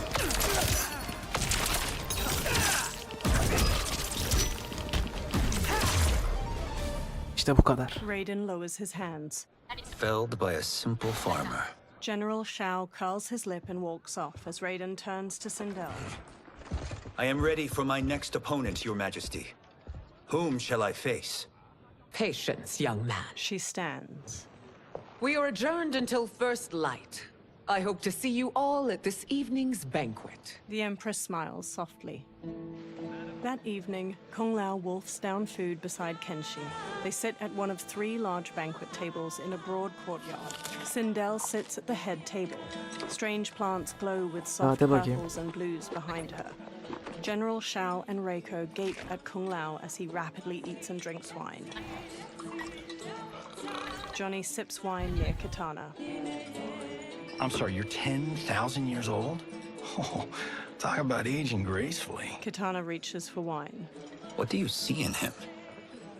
He is a hero, Raiden, though he may not yet know it. Do you recognize everyone here? Most, yes. From your descriptions. Except for him. That is Rain, the High Mage of Outworld. Not his given name, but one earned due to his mastery of water magic. Rain smiles at them. Su büyüsünün efendisi. Şu Rain'den de nefret ediyorum ya. Are you unwell, princess? I am fine, Tanya. Melina winces. I know I'm to fight Melina, but will I also face Tanya? By tradition, you should not. If you did, you would be tested. Why? Umgadi, like Tanya, are warrior priestesses, selected from the firstborn daughters of Outworld. From infancy, they are trained to defend the royal family. Outworld must see much conflict if the Empress needs such protection. Its past has been difficult. Though the last 1,000 years of Empress Sindel's reign have been a true golden age, the memories of that strife still linger. Liu Kang gives Raiden a soft smile. Sindel stands and lifts a glass of wine. My husband Jared believed that the future of our realms lay together. Let us move forward in open Jared kim dialogue, lan? Ben onu tanımıyorum. letting no secrets tear our bonds asunder. Everyone stands with a wine glass raised. Your Majesty, it's an honor to be here and to meet your people. I can already see there's more that joins us than divides us. Our peoples could not be more different, champion. Excuse me? You heard me. Earthrealmers are devoid of all. That's enough, General. She gives him a firm look. Bu generelde bir şey var oğlum. Your Majesty. Sen de Perhaps I've farkında değilsin enjoyed too Sindel. much of this excellent wine. With your permission. You may go. General Shao woodenly turns and throws his glass. He marches off with Reiko in tow. Later, Sindel glares at Shao in her chambers. It is bad enough we may lose to the Earthrealmers, but then you go and drunkenly insult them? You needlessly stain my honor and your family's proud military tradition. May I speak freely, Your Majesty? Again with this? If you must. We must act on the sorcerer's prophecy. He warns that Liu Kang will conquer Outworld. And his predictions are usually impeccable. But I've no proof of Liu Kang's ill intent. His interventions have kept Outworld at peace for centuries. He herds us into compromises, shackles our independence. If we could meet our enemies in battle, we'll take— You would consign us to endless war! Better that than be Liu Kang's lapdog. Sindel's eyes harden. If I see evidence of the prophecy's accuracy, we will act. But only then, and only at my command. Did not your illustrious father teach you that war is the last resort, not the first? He did, Your Majesty. Do not forget that, General. She glares at him, face to face. Come. Melina and Katana open the chamber's doorway and enter as General Shao leaves. You asked to see us? I saw what happened this evening. Bu akşam ne yaptığını gördü. Something I ate. Was it? I can't chance it, can I? If you fight tomorrow, the symptoms of your disease could manifest. Katana will take your place. What? There are already whispers she should replace me as your heir. This will make them screams. Your illness is your fault. Why you left the palace that night unattended is still beyond me. I just needed time alone, away Katana from hasta all mıymış this. lan? I never thought that... That's your problem, Melina. You never think. A mother is only trying to protect you, sister. If your disease becomes known, you will be banished to the wastes. For you to hold the throne, we must keep your secret. Melina pulls her arm away from Katana's hand and strides out of the room. The next day, Sindel sits in a lavish chair in the courtyard. Raiden stands before her. You continue to surprise Raiden. Among others, you have defeated Kotal, Motaro, and Shiva. Only 2 fights remain. Are you ready, Earthrealmer? Hazır mıyım? Hazırım. Then next you face my daughter, Katana. Katana strides. Kitana'yı ben mi oynayacağım, ben Raiden'ı mı oynayacağım? Your Majesty, this is unprecedented. Raiden's next opponent should be your heir. Melina is unavailable. She's away on pressing Imperial business. But I have not prepared him to battle Katana. He's already demonstrated great skill. Can he not improvise? Do not worry. I can do this. Very well. I will be no easier to fight than my sister, Earthrealmer. I suffer under no such delusion, Ben Your Katana'yı Highness. hasta sanıyordum. I will win Bilemezseymiş. this fight. For her, my empress, and all of Outworld. Fight.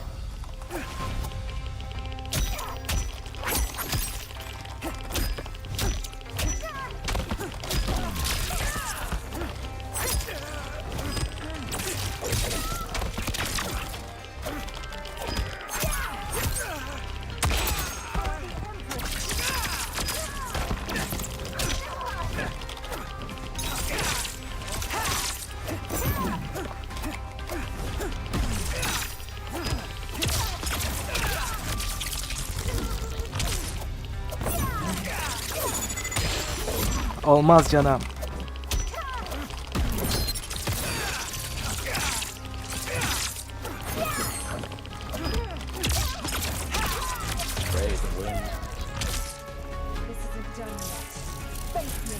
Göreceğiz. Güzel vuruyorsun ama.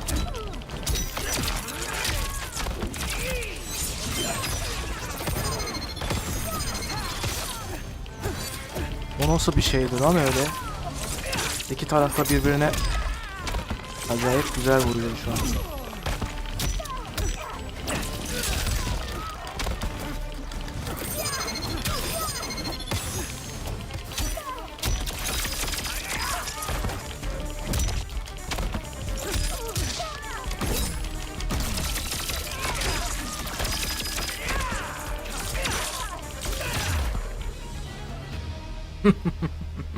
You fight well, princess. Çözdüm oyunu. Katana stands. As do you, Earthrealmer. Surprisingly so. I hope we meet again. Under different circumstances. He beams at her. It's time for the final match. It's a testament to your abilities that you've made it thus far. But Kiminle now dövüşeceğim? you must face General Shao. Oha! General Shao approaches. Victor of the Tavarian War. Neden ya? Of the Quatan Plains. Defender of the Navala Coast. As has his family for generations, General Shao defends us with zeal and tenacity. Tamam, bana ne? All of Outworld is grateful for his service. That's a notable list of accomplishments, General. It is a mere fraction of them. A full recitation would take days. Fight.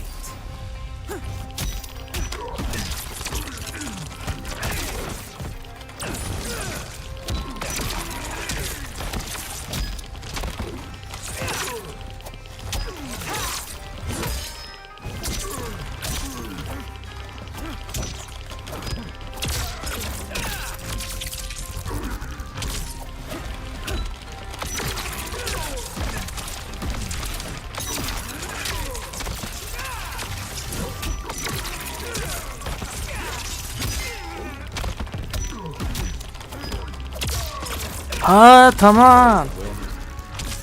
Hatırladım Yakut ya. Anlatacağım, şu dövüş bitsin.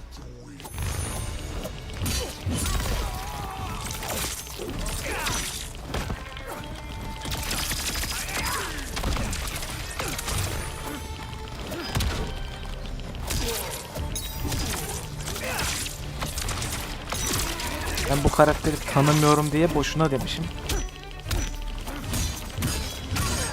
Sana da birazdan söyleyeceğim. Ha, sen de diyeceksin ki buydu. Oha, o nasıl vurma lan? Tamam, şimdi hatırladım.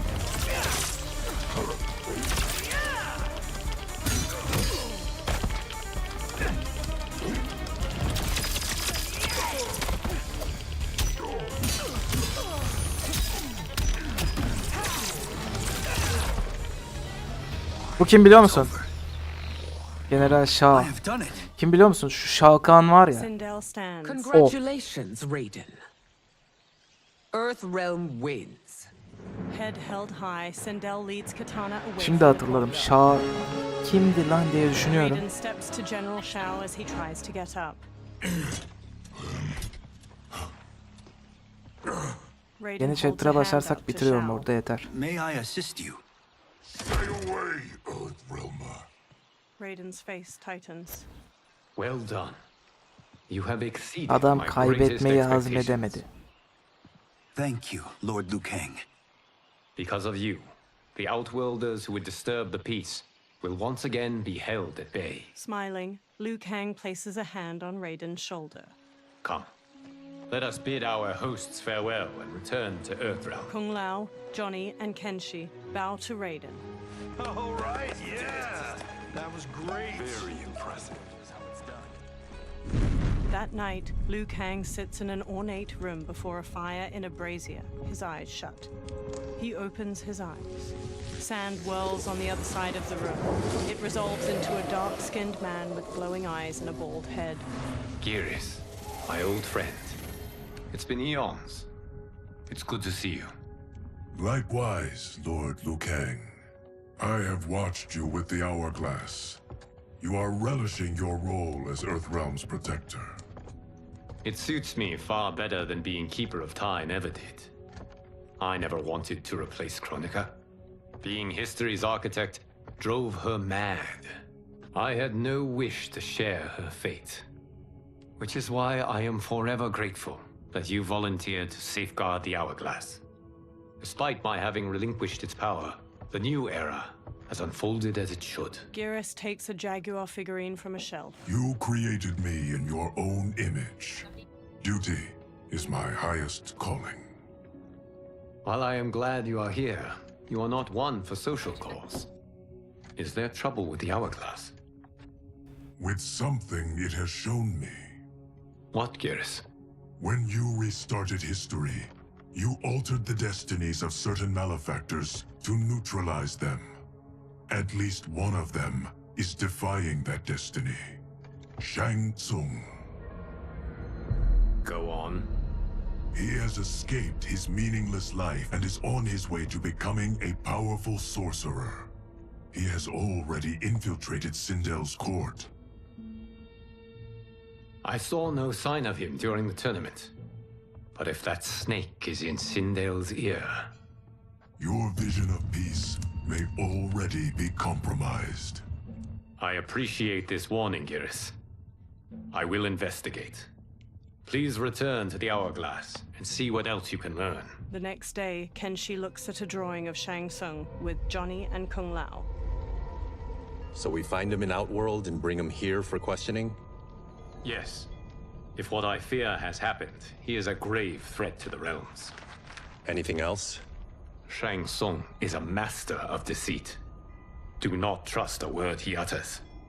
Sounds a lot like my first agents. It's a tricky mission. I'd rather Raiden go along than this one. Hey, this one is up for the job. This mission must be done quietly. I am breaking my word with Empress Sindel by sending you into Outworld without her knowledge. Due to the tournament, Raiden is now a familiar face there. Sending him will only increase your risk of being discovered. He raises a metal device. This talisman is attuned to Shang Tsung's chi. Follow it to Bu him. ne? Ha. Pusula gibi bir şey veriyor. May the Elder Gods protect you. Kenshi takes the talisman. Elder Godlar seni koruyacak. The three men walk through a vast desert at night, flashlights shining through the dark. Müzikler çok iyi. Are we there yet? Again? How old are you? 5? What can I say? These boots weren't made for walking. If that is the most pain you feel today, Yakup bu consider yourself lucky. Oh, sen kimsin? I'm already Annem lucky. esprisi yapıyordu ya I got Assassin's Sento strapped to my Assassin's back. Creed'deki şey. I will reclaim it. Şam. Got 3 Burada da million? It's aynısını yours. Kenshi yapıyor. No, I don't have it. Gidiyorlar bir yere, tamam mı? Az önce gördüm. Oh, that's right. You blew 'em off. Bir yere gidiyorlar araştırmaya, If there's tamam mı? one lesson Hollywood's taught me, it's Johnny never diyor ki, burn bridges. daha gelmedik You never mi? know who can help. The Yakuza are leeches. Kenshi de diyor ki, Bleeding out those kaç too weak yaşındasın? to 5 resist. mi? I grew up in that life, and I never understood it. Why my gain required others' pain. Hani sürekli I soruyor got ya. out. I need my clan out too. We can't be part of their crimes any longer. Scowling, Kenshi looks down at the talisman in his palm as it glows red. He turns around and walks off. Kung Lao shines his flashlight in Johnny's face before following Kenshi away. Johnny walks after the other two. Kenshi holds the talisman out while standing on the edge of a cliff. They survey a village made of buildings carved from large rock formations. A mass of soldiers with spears battle a horde of humanoid creatures with long fangs jutting from their mouths.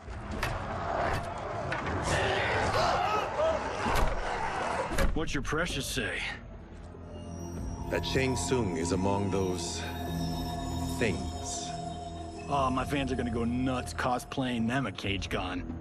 Johnny records the battle with his phone. Two soldiers shove one of the creatures through an alleyway in the stone city, his arms tied behind his back with rope. The creature thrashes in their grasp. Firelight shines on his multitude of large fangs at the head. Shang Tsung approaches. Hold him still. If he squirms, I cannot extract marrow. He raises a large syringe. That's Shang Tsung. Let's jump him after he's done. Oh, in Fists of Iron, we did this thing where we're not basing strategy on your movies, Cage. Let me go! You can't do this! A soldier forces the bald creature to his knees. The wound will heal in time. It is a small price to pay for progress. He plunges the syringe into the back of the creature's neck. The creature breaks his restraints, then stabs each of the guards with a bone spike extending from his arms before turning to Shang Tsung. The horde of creatures overwhelm the soldiers outside the village. Shang Tsung blocks a combination of punches and kicks the bald creature throws. The creature spin kicks Shang Tsung's head. On second thought, this scene's playing fine without us. Yeah, I say we let him finish it. We have to save Shang Tsung. Liu Kang needs him alive. The Earth Realm is bound down. Ya ölsün gitsin işte ya. Niye kurtarmaya çalışıyorsunuz ya? Punches Shang Tsung to the ground. Kenshi jumps onto his back just as the bone spikes erupt from his arms. The creature kicks Johnny and Kung Lao away. Shang Tsung scrambles back, then smirks and transforms into a toothy creature. He slips past the horde. How did he do that? The bald creature shoves Kenshi away. Kung Lao and Johnny stand before the horde. Bence o bir büyücü değil. Kendi kurtarır. I get why you'd want to, but you can't. You're one of his minions. You'll die in his place. Fight. Hayır fight değil la. Burada kalıyor. Main menu. Ana menü. Confirm.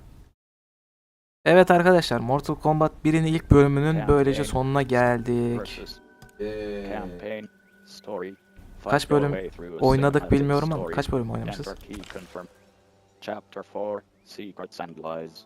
Outcasts. Chapter 4'teyiz. Locked. Outcasts. Locked. Outcasts. Tamam. Act 2. Enter key confirm. Up and Act 2. Enter key confirm. Up and down. Navigate. Escape. Act 3. Enter key confirm. Up and down. Lock. Bakalım. Act 2. Enter key lock. Outcasts. Tamam, Chapter 4'teyiz. Versus campaign story. Ve bugünlük bu kadar. Perşembe günü Mortal Kombat 1'e kaldığımız yerden devam ederiz. O zamana kadar pazartesi. Tamam lan sus. Pazartesi Black Ops Cold War. Çarşamba Death Stranding. Perşembe Mortal Kombat 1. Cumartesi de System Shock. 4 tane oyun yaptık kanalı. Görüşmek üzere. Hoşçakalın. Tamam arkadaşım, susar mısın artık? Lütfen sus.